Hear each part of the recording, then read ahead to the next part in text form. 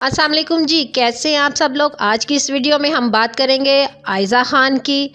जी हाँ, अदाकारा आयज़ा ख़ान ने 2020 के इख्तिताम पर आखिरी पैगाम अपने शोहर दानिश तैमूर के नाम कर दिया और कहा कि कोई लफ्ज़ आपके लिए मेरी मोहब्बत बयान नहीं कर सकता।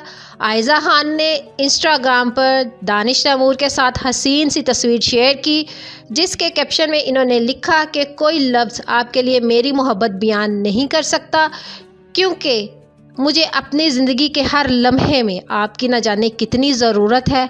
अदाकारा ने यह भी कहा कि मेरी ज़िंदगी में जो खुशियाँ आप लेकर आए, इसके लिए आपका शुक्रिया अदा नहीं कर सकती, लेकिन तमाम तर बातों के बावजूद मेरी फैमिली का हिस्सा बनने और हर ज़रूरत के वक्त साथ रहने के लिए हमेशा आपकी मशकूर रहूँगी। आयज़ा ख़ान ने दानिश से मोहब्बत का इजहार करते हुए ये भी कहा कि ये 2020 का सबसे खूबसूरत तरीन साल इख्तिताम पे है, साथ ही नया साल आपको मुबारक। तो नाजरीन, इस वीडियो को लेकर आपकी क्या राय है?